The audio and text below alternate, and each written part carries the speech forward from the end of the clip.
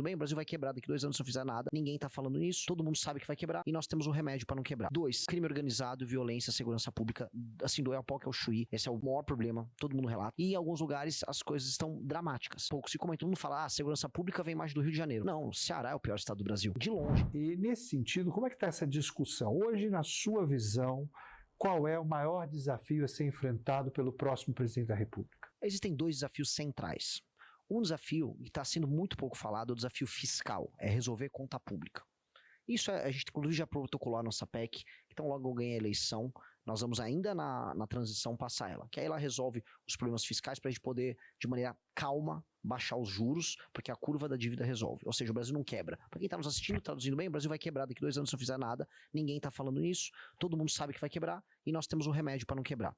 2, crime organizado, violência, segurança pública, assim, do Oiapoque ao Chuí, esse é o maior problema, todo mundo relata, e em alguns lugares as coisas estão dramáticas, e pouco se comenta, todo mundo fala, segurança pública vem mais do Rio de Janeiro. Não, o Ceará é o pior estado do Brasil, de longe. Não, nós estamos vendo São Paulo, né, degringolando com a questão das facções, já dominando, né, pontos centrais aqui no interior de São Paulo. Sim, até porque o interior de São Paulo é a rota caipira, que passa, em resumo, a droga que vem da Bolívia, vem pelo Mato Grosso do Sul, e ela chega até o Porto Santos. Então, toda a Baixada Santista é do PCC, e aí o Porto de Santos é tomado pelo PCC também, e o PCC manda a droga para fora com submarino via Porto Santos. No Ceará, por exemplo, todas as cidades médias já foram tomadas pelo Comando Vermelho e a capital Fortaleza já foi repartida pelo Comando Vermelho e aquele terceiro Comando Puro. Então, quando você vai olhando o interior do Nordeste, você vai se assustando. O Nordeste está tomado mesmo. E o Comando Vermelho é uma facção muito mais agressiva e meio simplória do que o PCC. O PCC é mais profissional. E eles fazem terror mesmo com as pessoas, é terrorismo puro e simples. Então, um presidente da República precisa entrar e devolver lei e ordem para o país. Não vai ser bonito o que precisa ser feito com esses caras, entendeu? A gente vai precisar fazer uma limpa. E o governo federal vai ter que dispor de meios institucionais para fazer isso. Dito isso, vai fazer isso, mudar a nossa legislação penal para que as penas sejam bem mais altas para os crimes cometidos, especialmente para reincidente, porque os crimes são sempre cometidos pelas mesmas pessoas. Tem que mudar as leis de execução penal, acabar com institutos como o da progressão penal, que hoje faz com que um cara que tem 20 anos de pena cumpra 2, 3. É uma bizarrice que acontece no Brasil. E qualificar facções criminosas como organizações terroristas. Não aguardar os Estados Unidos fazer isso, que é meio humilhante pra gente. É nós mesmos fazer, porque eles são organizações terroristas. Eles cometem crimes de terror e são organizações de natureza política. Tanto o PCC quanto o Comando Vermelho têm natureza política. Não é à toa que o PCC se autodenomina o partido. E o Comando Vermelho, a origem dele é uma origem político-ideológica. Não estou falando que ele é um grupo de esquerda, o Comando Vermelho, mas eles fazem ocupação territorial e eles têm legislação própria dentro dessa área que eles ocupam, que os qualifica como organização política. Portanto, eles são um grupo de terror que praticam a violência como forma de expressão política e precisam ser tratados como tal. Institucionalmente, você acredita que há representantes dessas forças dentro da política no exercício atual? Pelo amor de Deus, com certeza. Com certeza. Veja, no Rio de Janeiro, o Bacelar, que foi afastado, ele era parceiríssimo do TH Joias, que era do Comando Vermelho. Inclusive, o Rio de Janeiro vive um momento sui generis, né? Porque ele vai ser governado por um juiz, tá? Sim. Um membro do judiciário, porque o Cláudio Castro é candidato ao Senado. Sim. Então, a situação do Rio de Janeiro, ela é uma aberração. Uma aberração. Agora, tem coisas que são ainda pouco, vamos dizer, são muito inexplicáveis. Como o governador do Ceará permite que o Comando Vermelho vá tomando as cidades e ele não faz absolutamente nada. A polícia do Ceará toda sabe o que está acontecendo. Mesma coisa com o Jerônimo na Bahia. Ambos são do PT. E, assim, o PT vai ter que explicar isso. Eles receberam durante o governo Lula a dama do tráfico. Houve lobby do Comando Vermelho e do PCC dentro do governo do PT. E aí eu vejo essas coincidências e eu começo a achar as coincidências muito coincidentes, né? Será que o PT em alguma medida está sendo leniente? A se ver. O lance é o próximo presidente da República tem que investigar isso. Porque certas tomadas de cidade que vem acontecendo em nome do Comando Vermelho não se explicam. A polícia tinha toda a condição de fazer a resposta, vamos dizer, bélica a isso. E o governador não autoriza. Renan, óbvio, né, que uma outra questão muito debatida é a saúde pública no país, né? O SUS é já o maior programa do mundo em termos de atendimento gratuito à saúde. Vai haver uma renovação no SUS, uma intervenção no SUS? Como é que o governo Renan Santos vai enfrentar o caos da saúde pública no país? O caos da saúde pública no país começa pelo acesso. Os braços que permitem que o SUS seja acessado pelas pessoas são sempre difíceis, por isso que as filas são grandes, por isso que certos serviços demoram para acontecer, por isso tem gente que morre antes de fazer uma cirurgia de câncer. Então tem uma questão de acesso, que é uma questão de alocação de recursos e uso inteligente dos recursos no SUS. Isso no passado seria muito difícil porque as métricas para você avaliar isso, elas não estavam à mão do gestor público. Agora, graças a Deus, surgiu um negócio chamado Machine Learning, inteligência artificial. E com essas ferramentas que a gente tem à disposição, a gente consegue entender assim, olha, essa região você vai precisar de mais equipamentos de, sei lá, de ressonância magnética. Aqui eu preciso de uma determinada mão de obra assim, assim, assado. Certos estoques de remédio precisam vir para essa região. Você consegue alocar melhor os recursos. Isso é a primeira coisa. 2, com o Machine Learning e tendo uma coisa muito simples chamada prontuário único, você vai conseguir pegar todo o padrão de consultas e de idas ao médico que um cidadão brasileiro teve, e aí você consegue estabelecer padrões. Então, se a pessoa está tendo algum tipo de, sei lá, de hipertensão, tem açúcar no sangue, começa a falar, não, essa pessoa vai desenvolver diabetes, então vamos já pegar um agente de saúde, vamos mandar na casa dela, vamos ver se a pessoa muda a alimentação dela, se ela começa a fazer exercícios físicos, para ela evitar desenvolver diabetes, e não ter que ficar com uma doença crônica pegando medicação no SUS o tempo todo. Então, dá para fazer uma revolução. Então, essa revolução, a tecnologia vai permitir.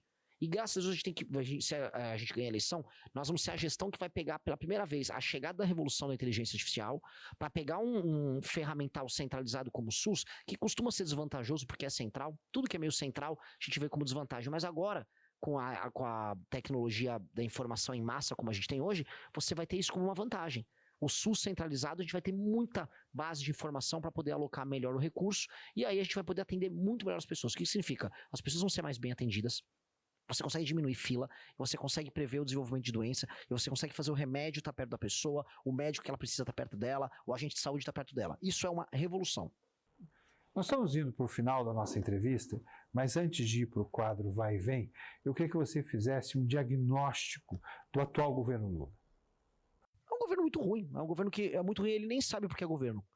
Veja, o ciclo do PT terminou com a prisão do Lula, o ciclo histórico. Então, o ciclo terminou ali, porque o ciclo econômico deles também tinha terminado lá durante a Dilma. O ciclo político, ou seja, a visão de mundo deles não se renovou entre os mais jovens. Então, é um ciclo, tudo tem começo, meio e fim. Tudo termina. E a que se deve a eleição do presidente Lula dentro desse... É isso, porque entrou uma coisa muito bizarra chamada Bolsonaro. E o Bolsonaro era tão idiota, e as pessoas, eu sei que tem muitos eleitores do Bolsonaro, mas eu vou falar até olhando pra câmera. Ele errou. Ele destruiu ali a Operação Lava Jato, o filho dele, o Flávio, tinha problemas com corrupção, e com base nisso ele fez um acordo com a STF que devolveu o Lula. E aí quando ele devolve o Lula ao jogo, os partidos do Centrão, que estavam com o Bolsonaro inclusive, se juntaram e falaram, pra tirar o Bolsonaro é só o Lula. E aí devolveram o Lula ao poder, e essa é a real, devolveram o Lula. Mas quando o Lula volta, ele volta com o PT muito velho, sem ter nada a propor, por isso que o tema da campanha do Lula era picanha. Como é que um cara concorre à presidência da República e ele não apresenta um plano de governo, ele não apresentou à época quem seria o ministro da Fazenda, e ele falava só em picanha e cerveja. Não, a gordurinha da picanha que você come.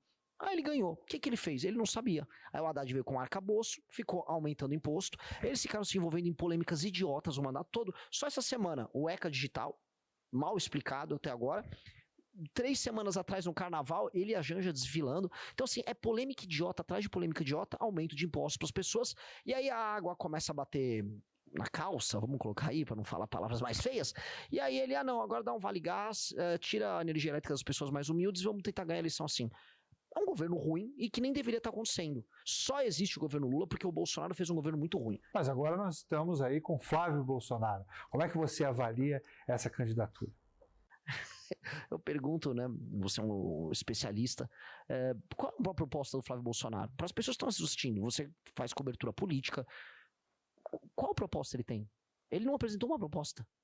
Como é que um cara tem a honra de concorrer para a presidência da República, carregando o nome do pai dele, que é um homem famoso, no maior partido do Brasil hoje, senador que é o da PL, República, por sendo quase senador da República, e ele não tem uma proposta.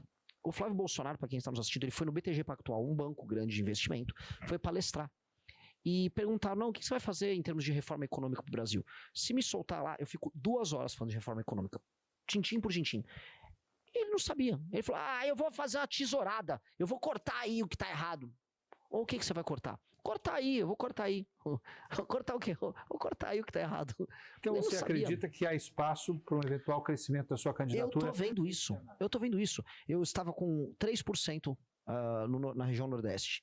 Eu fiz a minha primeira aparição para Pernambuco, fui para 4.1. Depois rodei Rio Grande do Norte e Ceará, fui para 5.4 no Nordeste, de acordo com a pesquisa Atlas. Onde eu vou e eu explico, ou seja, eu sou muito desconhecido ainda. Só que quando as pessoas me conhecem, elas percebem, esse cara é mais inteligente, esse cara é mais íntegro, e esse cara tá trazendo soluções concretas. Porque assim, imagina, se eu solto o Flávio Bolsonaro no Ceará, ele vai virar pra pessoa que mora numa cidade que foi tomada pelo Comando Vermelho e vai falar, preciso soltar meu pai. A pessoa tá, mas... E eu que tô na mão do Comando Vermelho? Tudo bem, mas eu preciso soltar meu pai. A pessoa não entende. Aí o Lula, se ele chega lá, também, Santa Quitéria no Ceará, lugar tomado pelo tráfico. Olha, eu vou te dar um pé de meia. Pessoal, eu quero que você tire o Comando Vermelho daqui. Eu vou te dar um pé de meia. Aí eu fui lá e fui tratar do Comando Vermelho na cidade deles. Então, quando você trata do problema concreto, por mais que você seja desconhecido, você começa a comer pela beirada. Eu tô comendo pela beirada. Agora tô comendo beirada aqui em São José. As pessoas estão me conhecendo.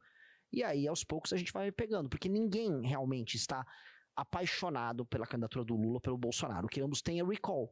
Eles são as duas marcas mais conhecidas do mercado. Dito isso, há espaço para novas marcas que estão chegando aí. Renan, nós